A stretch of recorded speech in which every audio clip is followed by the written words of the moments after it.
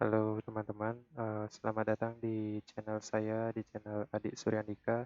Kali ini saya akan mencoba memberikan tutorial kepada teman-teman untuk mengenalkan beberapa fitur-fitur penting yang ada pada aplikasi Zoom Meeting. Aplikasi Zoom Meeting ini yang kita gunakan untuk proses belajar mengajar jarak jauh di saat pandemi corona ini ya teman-teman. Beberapa fitur penting diantaranya yaitu adalah cek meeting ID agar meeting ID teman-teman permanen, tidak berubah-ubah saat teman-teman melakukan proses belajar mengajar. Kemudian eh, mengaktifkan video agar kita terlihat secara langsung saat melakukan proses belajar mengajar. Kemudian pengaturan mic saat kita tidak menginginkan partisipan mendengar sesuatu yang terjadi pada kita. Kemudian manage partisipan, ada beberapa hal penting yang perlu kita atur pada manage partisipan. Kemudian pengaturan chat, pengaturan share screen, kemudian invite dengan link, kemudian record pembelajaran. Baik teman-teman, kita mulai dengan klik aplikasi meeting Zoom. Kemudian jika sudah tampilan seperti ini, silahkan teman-teman cek pada tanda panah ke bawah ini. Kita cek apakah keduanya sudah tercentang. Jika memang sudah tercentang kedua-duanya, ini artinya meeting ID yang kita gunakan ini sudah permanen ya teman-teman. Kemudian kita coba ke icon meeting ini. Kemudian kita klik edit. Nah, pada pengaturan ini silakan teman-teman cek pada personal meeting ID apakah sudah sesuai dengan meeting ID yang teman-teman bagikan ke orang tua siswa. Kemudian passwordnya teman-teman cek kembali. Jika ada yang salah, silakan diperbaiki. Kemudian ingat beri tanda centang di sini. Kemudian pada pengaturan video ini silahkan teman-teman klik on pada host dan klik on juga pada partisipan. Kemudian pada pengaturan audio silakan teman-teman pilih telepon and computer audio. Nah, untuk yang advanced option ini tampilan awalnya seperti ini. Silahkan teman-teman klik tanda panah yang ada di samping ini dan beri tanda centang pada enable waiting room dan enable join before host. Kemudian klik save jika sudah selesai. Kemudian kita kembali ke home dan kita mulai melakukan Zoom meeting. Jika sudah terdapat tampilan seperti ini, silakan teman-teman klik join with computer audio dan klik maximize atau full screen. Nah, jika tampilannya seperti ini artinya kita belum mengaktifkan start video. Start video ini fungsinya adalah saat teman-teman menginginkan kita terlihat langsung oleh siswa saat melakukan proses belajar mengajar. Silahkan klik start video jika teman-teman ingin agar wajah teman-teman terlihat saat melakukan proses belajar mengajar. Kemudian untuk bagian icon mic ini, silahkan teman-teman klik mute jika teman-teman tidak menginginkan siswa mendengar sesuatu yang terjadi pada daerah teman-teman. Misalkan ada suara bising yang mengganggu, silahkan klik mute terlebih dahulu. Kemudian jika teman-teman rasa sudah mulai kondusif suasananya, silahkan di unmute dan melanjutkan proses belajar mengajar. Kemudian kita pergi ke manage partisipan. Saat kita sudah klik manage partisipan, akan terlihat tampilan seperti ini, teman-teman. Nah, di sini kita bisa mengatur agar siswa tidak bisa ribut atau mengeluarkan suara saat kita memberi penjelasan atau sedang menjelaskan materi. Silahkan klik mute all, dan jika tampilannya seperti ini, hilangkan centang dan klik yes. Kenapa kita hilangkan centangnya? Agar nanti siswa tidak bisa mengubah pengaturannya sendiri untuk bisa bicara kembali. Jadi kita perlu hilangkan centang yang ada di sini ya teman-teman, dan kita klik yes. Nah, maka mereka sudah tidak bisa berdiskusi dengan suara dengan teman-teman yang lainnya. Jika kita sudah selesai melakukan penjelasan atau penjelasan materi dan menginginkan siswa untuk berdiskusi dengan menggunakan suara, silahkan teman-teman klik unmute all. All participants are unmute. Nah, ini artinya siswa sudah bisa melakukan diskusi kembali. Kemudian di pengaturan selanjutnya, silakan teman-teman klik yang titik 3 di sini. Pertama, yang mute participant on entry ini artinya kita tidak mengizinkan ada suara pada ruang entry. Kemudian allow participant to unmute themselves. Jika kita beri tanda centang di sini, ini artinya partisipan atau siswa bisa mengubah pengaturannya sendiri ke unmute. Jadi mereka bisa bicara lagi. Jadi kita tidak perlu centang di sini ya teman-teman. Kemudian allow participant to rename themselves. Yang di sini tidak ada masalah ya teman-teman.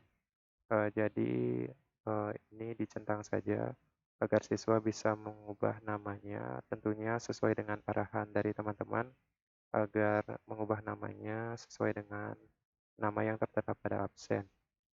Kemudian play, enter, or exit sign. Ini fungsinya adalah seperti kelas nyata. Jika ada orang yang masuk akan berbunyi atau istilahnya ketok pintu terlebih dahulu. Kemudian yang enable waiting room.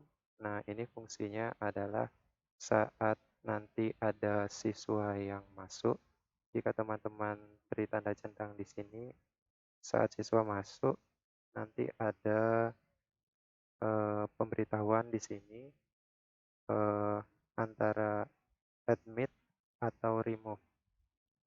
Admit itu berarti teman-teman menyetujui siswa tersebut masuk. Jika teman-teman tidak menginginkan siswa tersebut masuk, silahkan klik remove. Ini fungsinya adalah apakah teman-teman mengizinkan siapa yang akan masuk ke meeting room teman-teman. Kemudian yang log meeting ini, jika teman-teman sudah merasa bahwa semua siswa sudah ada di ruang Zoom meeting teman-teman dan tidak ingin ada yang masuk lagi selain siswa dan host, silahkan klik log meeting. Nah, itu untuk manage partisipan. Kemudian kita akan coba manage chat.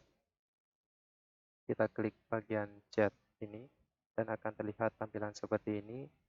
Kita langsung pada pengaturan yang di titik 3 ini. Kita atur ke host only. Ini fungsinya adalah agar siswa yang ada tidak bisa komunikasi lewat chat dengan teman-teman yang lainnya. Jadi jika teman-teman sudah mengaturnya ke host only, saat ada siswa yang chat, hanya host yang tahu apa isi pesannya. Kemudian kita akan coba ke pengaturan share screen. Share screen di sini yang pertama kita akan coba atur agar hanya kita yang bisa share screen. Kita klik Advanced Sharing Option. Nah, pada pengaturan ini silakan teman-teman pilih pada one participant can share at a time. Klik di sini, kemudian who can share, kita pilih only host agar hanya kita yang bisa share screen untuk menghindari terjadinya hal-hal yang tidak kita inginkan saat proses belajar mengajar berlangsung. Kemudian jika sudah selesai pada pengaturan ini, kita klik close. Kemudian kita coba ke pengaturan selanjutnya, kita klik share screen. Nah, share screen di sini fungsinya adalah jika teman-teman ingin menampilkan PowerPoint saat proses belajar mengajar, ini akan berfungsi untuk menampilkan PowerPoint teman-teman kepada siswa. Nah, kita klik screen dan share. Nah, tampilan pada layar komputer teman-teman akan terlihat juga pada siswa. Jadi silahkan teman-teman pilih apa yang ingin teman-teman tampilkan. Contohnya PowerPoint, silahkan dibuka filenya, kemudian dilanjutkan pembelajarannya menggunakan PowerPoint. Kemudian untuk pengaturannya saat share screen seperti ini, terkadang ada siswa yang sangat aktif untuk mencoret-coret seperti ini teman-teman. Tapi kita tidak tahu siapa yang melakukannya. Nah, jika ini terjadi dan kita ingin mengetahui siapa yang melakukannya, kita coba arahkan kursor ke atas, kemudian klik bagian ini, dan pilih Show Name of Annotators. Nah, saat teman-teman sudah melakukan pengaturan itu, saat ada yang kembali coret-coret seperti ini, maka saat mereka melakukan coret-coret akan ada nama yang muncul di sebelah sini, di sebelah coretan mereka. Jadi kita tahu dan bisa menegur siapa yang melakukan coret-coret seperti ini. Kemudian jika kita tidak ingin sama sekali ada yang melakukan coret-coret seperti itu selain kita, maka kita bisa atur pada disable participant annotation. Nah, jika sudah kita atur seperti itu, berarti siswa tidak bisa coret-coret seperti itu lagi. Kemudian saat teman-teman ingin menampilkan video pembelajaran dengan suara yang harus didengar oleh anak-anak, kadang tidak terdengar uh, di HP atau di komputer yang digunakan oleh anak-anak. Jika hal itu terjadi, maka kita perlu ke pengaturan ini, arahkan kursor ke atas kembali seperti ini, kemudian arahkan ke titik 3 ini, kemudian kita pilih Share Computer Sound.